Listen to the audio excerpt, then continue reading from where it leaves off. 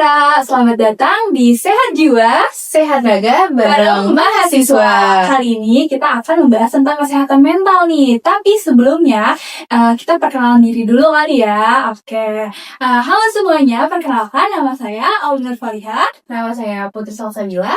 Oke, di sini kita akan membahas tentang kesehatan mental. Tapi kita bahasnya santai aja ya, Put ya. Iya, karena di sini obrolan santai tapi bermakna untuk membahas kesehatan dari berbagai sisi, kayak fisik, kesehatan mental, dan juga sosial.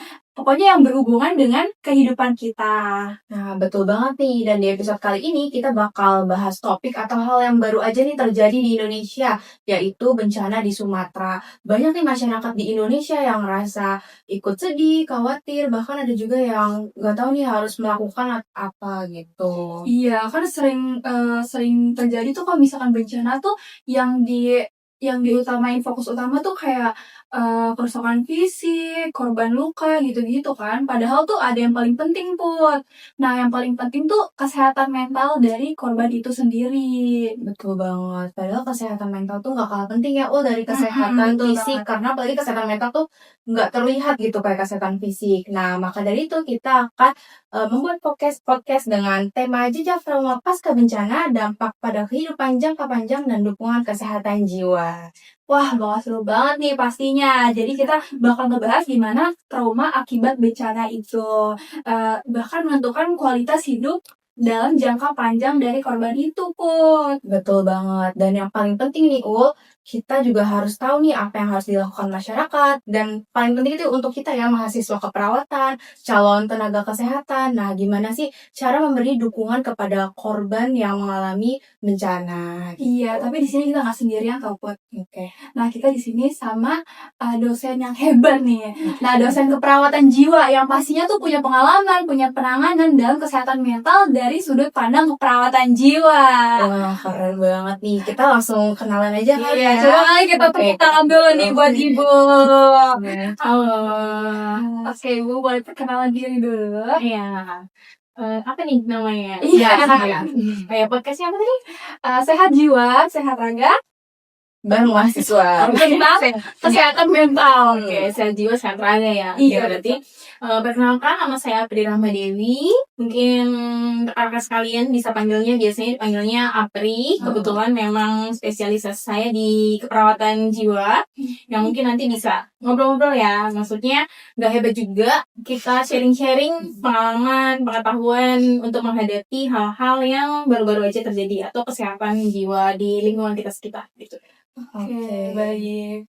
Terima kasih banyak Ibu Apri telah datang. Sudah meluangkan waktunya nih buat ngobrol-ngobrol bareng sama kita. Oke. Iya, tanpa lama-lama lagi kita langsung pembahasan kali ya, Bu. Oh ya, Ayo. apa nih yang mau dibahas? Jadi kan Kayaknya kemarin baru iya, iya, Bu. ya. Enggak, santai aja. Oh ya. Jadi kan kemarin lagi bencana, habis bencana ya, Bu, pasca bencana. Terus kayak banyak nih anak-anak yang jauh kepisah sama orang tuanya atau juga orang-orang yang kepisah dari keluarganya. Nah, mereka tuh kan pasti trauma ya, Bu, jadinya. Nah, sebenarnya apa sih, Bu, trauma pasca bencana itu dari sudut pandang keperawatan jiwa? Oke, jelas ya. Kalau misalnya kita berkata bencana itu pasti menimbulkan trauma. Pasti kita sering dengar dong, apa sih trauma gitu. Tidak hanya di bencana, hal-hal yang standar aja saya trauma nih melakukan ini gitu. Saya nggak mau lagi nih gitu. Yang pasti adalah trauma itu adalah sesuatu hal yang tidak menyenangkan atau sesuatu hal yang membuat kita merasa secara psikologis itu menimbulkan sesuatu yang tidak menyenangkan gitu ya.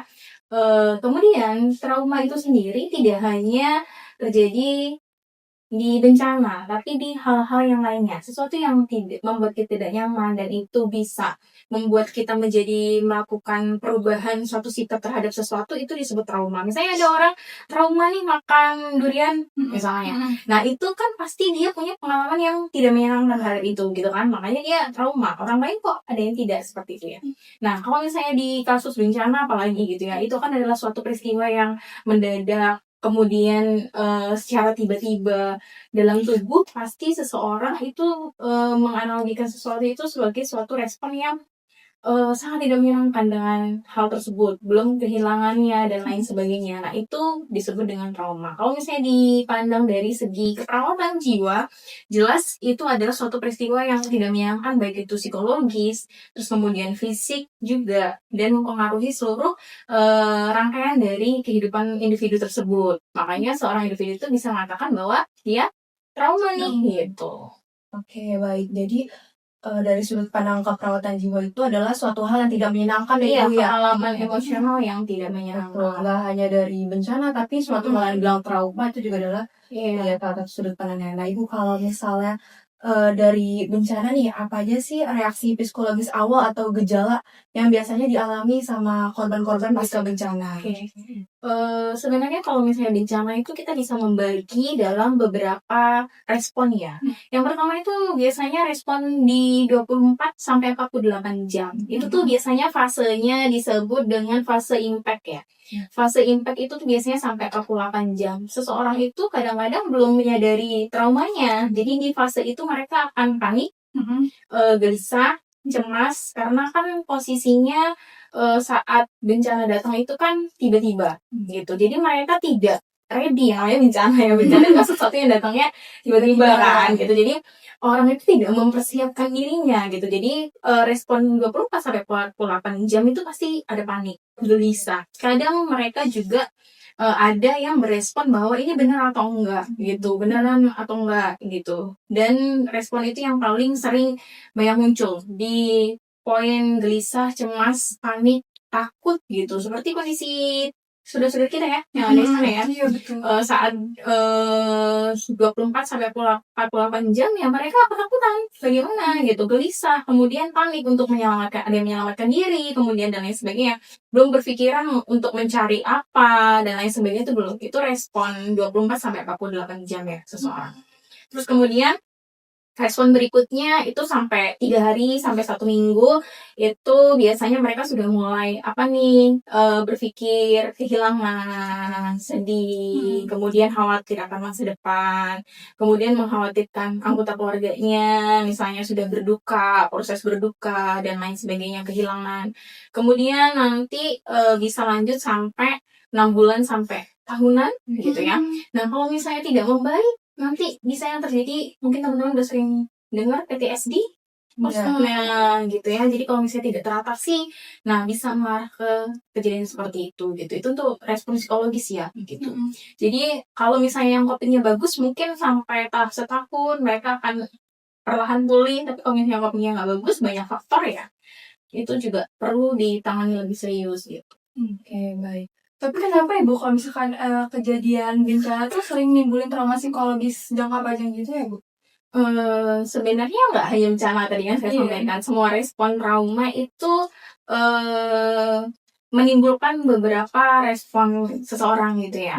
Nah, bencana ini sendiri, yang pertama faktornya tadi, suatu bencana itu adalah kejadian yang mendadak gitu kan. Jadi kayak kita nggak ready nih, nggak siap-siap gitu kan. Itu nggak siap-siap, kemudian dia muncul. Yang kedua adalah dampak dari bencana. Kita udah lihat ya, dampak dari bencana itu nggak hanya menimbulkan masalah psikologis pada diri sendiri gitu kan.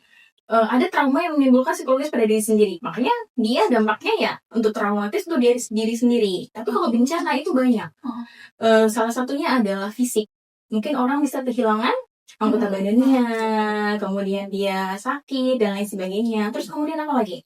Kehilangan dukungan. Nah, dukungannya apa aja? Dukungan keluarga. Kita lihat juga kan ada ya, kemarin lihat yang bayi sendirian, semua anggota keluarganya meninggal gitu, kayak gitu kan. Gitu. Apalagi kalau misalnya bukan beruntung sih, maksudnya kalau misalnya bayi mungkin masih bisa ya, belum mengerti. Tapi kalau misalnya dia anak-anak yang sudah tahu gitu, itu akan lama juga pengobatan traumanya, karena dukungan untuk dirinya dia kan dia masih sudah ingat orang tuanya dan lain sebagainya. Kemudian selain dukungan, lingkungannya kan habis ya. Kemudian ekonomi, kemudian pekerjaan. Jadi banyak hal yang hilang ketika bencana itu ada. Jadi sudah pasti berbanding lurus saya. Maksudnya suatu dampak pada diri seorang itu juga semakin memperbesar trauma traumanya yang dialaminya gitu kan. Karena itu kan tidak bisa dipulihkan dalam waktu 1 hari 2 hari ya Iya, gitu. Gitu kan. Ya itu banyak hal yang dia hilang gitu, pekerjaannya, lingkungannya, kenyamanannya, semuanya gitu. Maksudnya dan di sekitar situ kan banyak kerusakan, banyak yang meninggal dan itu dilihat berhari-hari gitu. Makanya kalau bencana ya sudah pasti rentan. Nggak semua orang, pasti semua orang trauma Bu. Oh tidak gitu ya. Kalau yang opini bagus mungkin bagus gitu. Karena tadi mereka akan mengalami respon psikososial dalam tadi ya 24 jam, 48 jam, sebulan, kemudian 6 bulan, 3 bulan, 1 tahun. Tapi yang copingnya bagus ya bagus gitu. Mereka akan survive lagi dan lain sebagainya. Tapi kan memang tidak mudah dan pasti semuanya pasti mengalami dampak itu gitu. Oke, baik. Terus, Ibu ada nggak sih faktor apa saja gitu yang membuat orang tuh lebih rentan, terjadi kesehatan mentalnya tuh dalam jangka waktu panjang tuh lebih rentan gitu? Apakah kalau misal orang yang memang sudah punya latar belakang kayak mungkin depresi gitu, apakah lebih rentan, tahu bagaimana? Ya, sudah pasti ya. Kalau misalnya teman-teman udah belajar nih, ini juga udah keren-keren. Jadi kalau misalnya faktor predisposisinya ada, dan faktor presipitasinya ada, hebat-hebat juga mereka. Jadi faktor predisposisi sama presipitasnya ada, misalnya memang punya riwayat gangguan jiwa, punya penyakit schizophrenia, terus atau misalnya punya kecemasan, anxiety disorder dan lain-lain yang sudah pasti berbeda dengan seseorang yang memang copingnya secara jiwanya itu bagus lah ya, seperti itu. Mereka akan lebih lama gitu. Tapi ada juga sih kalau misalnya mereka cepat gitu ya, tergantung. Terus kemudian faktor apa lagi Bu yang menyebabkan faktor kehilangan? Kalau di bencana yang paling penting itu sebenarnya faktor kehilangan. Apa yang diri orang itu hilang itu yang paling penting. Jadi dari pengalaman saya untuk turun DKJPS ya. Kalau dulu tuh COVID ada DKJPS gitu ya. COVID juga termasuk suatu bencana ya waktu itu ya. DKJPS itu kita turun itu banyaknya kehilangan gitu. Terus tahun berapa ya? Saya tahun udah jadi dua ya. Tahun 2019 ya. Gitu saya waktu itu dinasnya di Pamoyanan kalau nggak salah Bogor mana ya itu ya. Itu terjadi puting beliung. Oh iya. Iya, jadi kebetulan pas jadi puting beliung dan pas banget lagi dinas. Jadi praktek di lingkungan tersebut terlihat adalah banyak traumanya itu yang beresiko anak-anak. Sama kayak yang orang tuanya ya. Enggak juga, karena sebenarnya waktu itu nggak banyak korban meninggal gitu, tapi anak-anak di situ resiko traumanya tinggi karena mereka ya tadi dibandingkan orang dewasa, mereka masih dari segi pengetahuan, dari segi kesiapan, itu mereka masih belum memahami itu. Apa sih arti bencana? Apa sih arti kehilangan? Kita lihat nggak di Reels itu yang anak kecil bilang ini tembok rumah aku sekarang temboknya udah nggak ada, kayak yang sedih banget kan. Terus ada juga yang dia bilang gini, besok bawain baju ya buat aku. Iya udah ya kan yang di Aceh itu kan, yang di Aceh bilang kan, besok bawain baju ya buat aku. Gitu. Karena mereka tuh belum sepenuhnya memahami itu seperti orang dewasa, jadi mereka responnya juga seperti itu gitu. Jadi yang dulu di Pamoyanan itu sama, karena itu puting beliung dan hujan, jadi setiap hujan ada hujan lagi rintik itu mereka ketakutan banget. Nah itu kan respon trauma ya gitu. Jadi sampai berapa lama tuh seperti itu. Jadi ya rentan seseorang dengan berbagai latar belakang, misalnya kehilangan, dia akan kehilangan semua anggota keluarganya. Ya berarti dia lebih rentan dibandingkan dengan orang yang untuk keluarganya masih sehat semua gitu. Terus rumahnya ada yang tertimbun tanah semua, ada yang tidak gitu, masih terselamatkan. Pasti rasanya berbeda. Iya benar. Jadi memang psikologis ini tidak bisa disamaratakan ya gitu. Maksudnya dia sakit demam kita kasih obat semuanya paracetamol tidak bisa. Jadi kita harus mengkaji benar-benar orang tersebut gitu kan. Orang tersebut responnya yang ini seperti apa, Beda-beda. Putri gimana, aku gimana misalnya gitu, saya gimana. Jadi setiap orang tuh berbeda-beda gitu. Kalau jiwa tuh uniknya itu gitu. Seru juga ya ternyata ya. Nah Bu, kira-kira nih Bu, tanda-tanda apa aja sih yang nunjukin kalau misalkan seseorang itu perlu bantuan psikologis gitu Bu? Oh ya, jadi kalau misalnya ditanya nih apakah perlu semuanya di awal, itu perlu sebenarnya gitu. Ada yang namanya PFA ya, Iya. psychological first aid kan. Ya, psychological first aid itu memang harus kita berikan ke semua orang dengan bencana ya, misalnya gitu ya. Di 24 sampai 48 jam apa yang harus kita bantu, apa yang harus kita berikan gitu ya. Tapi kita melihat tadi kondisi. Kira-kira siapa yang perlu kita kasih bantuan? Untuk awalnya, dukungan psikososial kita berikan ke semuanya. Namanya dukungan psikososial. Tapi kalau misalnya untuk tadi intervensi lebih lanjut tentang psikososial pada seseorang, nah itu kita dari hasil pengkajian lanjut. Gitu. Di awal kita bisa melihat apakah ada orang yang dari psychological first aid itu ada look, listen, and link kan ya, 3L kan kita lihatnya. Nah, saat kita look, ada nggak yang histeris, berlebihan, dan lain sebagainya, itu 24 sampai 48 jam tuh berarti beda-beda. Berarti itu bisa kita tolong lebih cepat tuh, yang histeris dan lain sebagainya, masih ada di daerah reruntuhan dan lain sebagainya gitu. Nah, itu kita bisa kasih bantuan lebih cepat nih gitu. Terus kemudian di berikutnya ya kita langsung ini aja, apa sih namanya, kaji lagi lebih lanjut gitu. Pasti responnya nanti berbeda gitu ketika kita turun di sana. Tapi kalau untuk dukungan psikososial harus kita kasih semuanya. Jadi ketika turun ke bencana, teman-teman diharapkan untuk tidak hanya memberikan dukungan secara material, kemudian fisik, tapi juga dukungan psikososial. Yang mudah aja, misalnya apa, pada anak-anak kita kasih terapinya TAK untuk anak-anak dalam misalnya menggambar, tapi dia bentuknya TAK gitu. Misalnya menggambar tentang apa gitu, dan lain sebagainya gitu. Jadi harus di awal tuh harus memberi dukungan psikososial buat Iya, semuanya dulu ya, buat Bu? semua. Lalu ada nggak sih, Bu, tanda atau gejala yang dikhususkan gitu kalau misalnya ada gejala yang berlebih yang harus dibutuhin rujuk ke konseling yang lebih ahli gitu Yang kan? lebih ahli ya. Yang mungkin tanda-tanda untuk mengarah ke PTSD. Tapi sebenarnya PTSD itu juga berlangsung selama 1 bulan. Full. Yang dia trauma, tidak bisa tidur.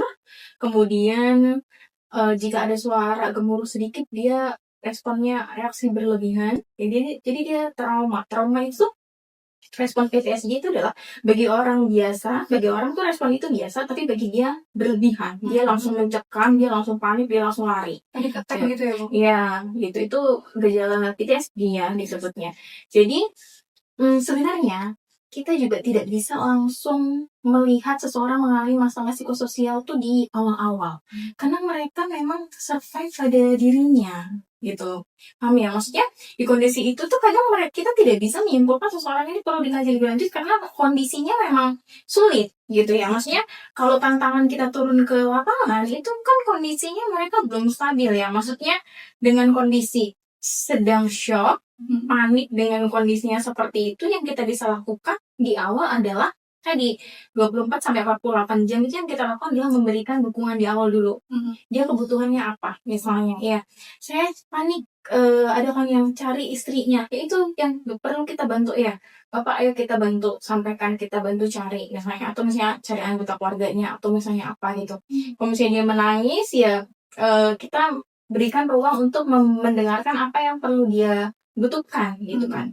Tapi kalau misalnya sebelum ada kita, mereka juga struggle dengan hidupnya masing-masing nih gitu. Jadi belum ngeh ya gitu. Jadi tadi yang kita lakukan adalah psychological first aid dulu gitu. Kalau misalnya ada yang histeris banget ini baru gitu ya. Misalnya histeris banget terus kemudian dia sampai mengganggu atau misalnya seperti apa. Tapi jarang, biasanya respon-respon seperti itu tuh setelah semuanya sudah membaiki, karena kan kebutuhan utama kayak makanan, mereka awalnya seperti itu dulu ya. Memang walaupun benar ya, dari piramida Maslow kan kebutuhan makanan itu kan utama gitu. Jadi kita harus penuhi, dan awal mereka nggak menyadari kebutuhan psikososialnya itu dulu gitu. Iya, betul sih, benar-benar. Pasti kan kebutuhan kesana dulu kan gitu. Tapi kita harus tetap memberikan dukungan ke mereka gitu, memberikan penguatan. Jadi kalau misalnya sudah pernah ikut turun belum ya? Belum. Nah, pengen dia buka gitu. Nah, itu ada kesempatan, iya bener, ada kesempatan semua ya. Gitu, jadi ketika di sana ya kita memberikan dukungan itu selaras dengan pemberian dukungan yang lainnya gitu. Kalau untuk yang dewasa apa gitu, misalnya untuk anak-anak apa kayak gitu. Tapi ini nggak sih Bu, apa sih strategi coping atau cara yang paling efektif gitu Bu buat mengatasi ketakutan dan kecemasan itu? Kalau misalnya di awal-awal ya atau di kondisi yang sekarang-sekarang ini kita lihat di sana tuh strategi coping yang paling tepat itu adalah kita menjadi listener ya, pendengar. Oh iya. Justru karena kita tidak bisa mengungkapkan bahwa gini, posisinya misal kita dianalogikan sedang kehilangan sesuatu. Sesuatu benda lah yang menurut kita tuh berharga gitu. Nah, terus kemudian pernah nggak, sabar ya lu, sabar ya, gitu-gitu gitu. Itu kira-kira masuk nggak sih? Kadang nggak masuk tapi refleks gitu Bu ngomong sabar ya. Kalau misalnya jadi kita yang disabar kayak gitu kayak yang nyambung masuk nggak sih? Enggak, malah kan sebel banget deh. Iya ya benar kayak ya karena di posisi itu tuh juga teman-teman juga udah belajar bahwa itu ada respon kehilangan dan itu ada tahapannya kan kayak deny, anger, kenapa ini terjadi, apa benar terjadi, dan di fase itu fase yang paling tepat adalah kita memberikan dukungannya itu adalah mendengarkan apa yang mereka perlukan, kemudian kita membantu yang kebutuhannya dia. Misalnya kebutuhannya dia saat itu apa? Kebutuhannya dia karena makanan, nggak ada makanan ya. Berarti kita bantu secara material makanan dulu. Gitu. Kecemasannya karena apa? Misalnya dia bingung cari anggota keluarganya, udah kita bantu untuk dia ke tempat yang lain untuk cari anggota keluarganya. Gitu. Karena itu respon di awalnya. Jadi dalam kondisi bencana ya psikologi first aid itu memang kita benar-benar menyediakan diri kita untuk mendengarkan apa sih yang mereka rasakan itu gitu. Kita jadi kalau misalnya sabar, ini adalah cobaan dan lain-lain itu boleh gitu, tapi biasanya ini kan kami mengerti kondisi ibu, kita sama-sama misalnya kayak gitu lebih kayak gitu responnya. Berarti kita dengar gitu ya Bu, dengerin. Tapi kalau dia nih Bu, nangis terus-terusan itu tetap kita dengerin aja? Apa harus kita alihin gitu? Kalau misalnya dia nangis terus-terusan, nah respon yang utama adalah posisinya dia di tempat yang membahayakan nggak? Kalau misalnya nih dia di tempat yang membahayakan, kita bisa ajak dia ke tempat yang lebih aman. Ibu nanti akan ada petugas, udah saya sampaikan untuk membantu mencari misalnya anak ibu atau keluarga ibu. Mari Bu kita ke tempat yang lebih aman. Terus kemudian kita bisa kasih air minum. Ibu udah minum aku belum? Kita minum terlebih dahulu kayak gitu. Nah, nanti diharapkannya bisa. Nanti ibu tenang ya. Nanti kita coba bantu semuanya di sini sedang berusaha dan lain sebagainya gitu. Karena kita juga nggak bisa kayak jangan nangis ya. Iya benar. Nggak bisa benar gitu. Jadi yang apa ya di kondisi seperti itu kita juga mengharapkan ya kalau di kondisi mencekam dan sebagainya kayaknya wajar sih kalau misalnya orang mengalami ketakutan dan kita tidak bisa mengatakan bahwa ibu jangan takut, enggak. Jadi kita tidak bisa merespon itu sebagai sesuatu yang mereka harus pulih segera gitu. Kalau menurut saya itu kayak kita memaksakan nggak sih? Maksudnya orang dia melalui itu, tapi kita selalu memberikan dukungan apa yang mereka butuhkan kayak gitu. Nah makanya disebutnya dengan dukungan psikososial, bukan intervensi secara itu, karena yang mereka butuhkan saat itu dukungan psikososial dari kita nih gitu. Jadi kita kaji dia sampai di mana dan lain-lain gitu. Oke, baik. Jadi peran kita tuh harus yang paling utama adalah mendengarkan ya Bu ya. Iya, mendengarkan, terus ya itu tadi mendengarkan apa yang mereka keluhkan baru kita atasin. Hal-hal sederhana yang bisa kalian lakukan, ya Kak, ajarkan tarik nafas dulu. Terus kemudian breathing berdiri, terus kemudian apa lagi tuh? Relaksasi, progresif, biar mereka relax sambil senam-senam, melupakan sejenak kayak gitu ya. Hipnosis imagery agak sedikit kita ini kan ya, karena di situ ada poin-poin untuk mengingat masalah. Jadi kita harus memilih tindakan intervensi yang tepat nih buat mereka. Jangan sampai niat kita baik, mereka mengingat lagi. Jadi muncul lagi tadi nangis lagi kayak gitu. Nah Bu, ada nggak sih masukan dari Ibu atau apa sih peran kita gitu sebagai mahasiswa keperawatan gitu untuk mengalami pada korban-korban yang pasca bencana gitu, peran kita tuh apa sih gitu fokus? Banyak banget ya. Sebenarnya kalau misalnya dalam suatu bencana itu kita tidak bisa berperan sendirian. Banyak faktor, banyak hal yang dukungan tadi ya, karena kan gak bisa kita mengatasi psikologisnya aja, psikososialnya aja, ternyata bantuan makanannya nggak ada gitu kan, jadi nggak bisa berdiri sendiri, pasti banyak hal, dan kita juga bergabung sama berbagai elemen. Kalau misalnya psikososial ini kita biasanya bergabung sama teman-teman kita, rekan sejawat psikolog, kemudian dokter spesialis jiwa dan lain sebagainya. Yang kita lakukan itu, kalau misalnya untuk kita yang di gini, itu sebenarnya yang perlu dipersiapkan ada pra sama saat gejala. Pra nih kayak gini nih gitu ya. Kalau pra ini apa sih? Ya kita siapin mental kita, siap untuk, karena nggak semua orang siap untuk terjun atau jadi volunteer ke daerah bencana. Gitu. Yang poin paling penting yang saya notes itu adalah ketika kita mau memberikan dukungan psikososial, kita juga harus sehat secara pasti. Kita juga harus sehat secara mental. Itu poin pentingnya. Jangan sampai kitanya sendiri bermasalah, mau ikut-ikutan deh buat mengalihkan saya harus pergi ke daerah itu gitu. Atau buat konten aja. Ngomong pakai rompi relawan. Terus untuk foto ini, karena di sana banyak energi negatif dan kita tidak bisa memberikan lagi energi negatif, kita harus memberikan energi yang positif gitu. Jadi kitanya juga harus siap dengan di tengah bencana itu gitu. Jadi yang kita persiapkan adalah siap nggak kita memberikan dukungan psikososial, karena kemungkinan di sana energi kita juga akan habis. Banyak yang akan kita berikan dukungan karena mereka di sana kondisinya seperti itu gitu. Jadi kita kalau misalnya kita berangkat dengan kondisi kita juga mentalnya down, terus kemudian kita nggak siap sebagai relawan, khawatirnya kita tidak memberikan dampak yang banyak gitu. Jadi poin pertama ya dari siapin dulu. Siapin. Kemudian apa lagi nih yang disiapin? Yang kedua tadi gitu ya, mengetahui apa basic-basic dukungan psikososial yang akan dilakukan gitu ya. Jangan sampai kita menambahkan trauma bagi mereka gitu ya. Pasti teman-teman di sini kalau yang keperawatan dan lain-lain udah keren banget, pasti kan udah belajar nih apa aja yang harus dilakukan gitu ya. Tadinya kita mendengarkan mereka, terus kemudian kita memberikan motivasi, kita kasih dukungan, kemudian dan lain-lain gitu. Dan nanti berjalan juga sama tim, karena pasti seperti itu ada timnya gitu. Berarti yang pertama tuh harus siap mental kita sendiri nih. Terus jangan apa tuh? Jangan panik. Jangan fokus. Jangan cuma buat Instagram. Iya, benar. Takutnya kan salah di temen-temennya kayak pengen nyoba gitu. Terus pakai rompi lomba. Karena di sana ya itu lumayan berat ya, karena kan banyak harus yang kita tolong gitu. Maksudnya kan itu benar gitu, dan nggak semudah itu kondisinya. Jadi kalau saat kita memberikan motivasi, mungkin akan banyak hal yang kayak gini. Gimana motivasinya? Semuanya udah hilang.